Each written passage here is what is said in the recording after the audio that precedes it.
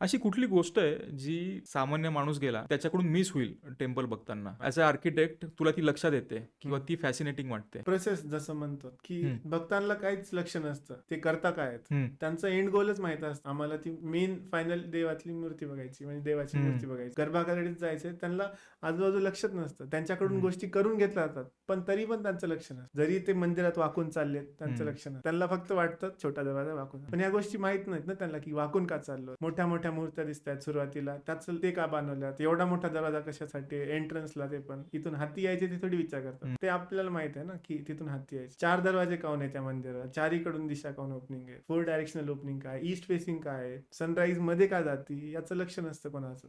फक्त वाव करतात की देवाच्या पायावर ऊन पडत, सनराईज पायावर पडते ना, ते डिझाईन तशी केलेली मुद्दाम. कारण की आता घर डिझाईन करा, मी झोपलोय माझ्या डोळ्यावर ऊन आलं पाहिजे सकाळी उठण्यासाठी, किती लागेल त्याच्यासाठी. ऍस्ट्रॉनॉमी एवढी माहित होती की स्टार लोकेशन सुद्धा त्यांना बरोबर प्लॉट करता यायचे. त्याच्यानुसार काय काय मूर्त्या म्हणजे असे पण आहेत जिथं मूनलाईट पण डायरेक्ट सेंटर पर्यंत जातो.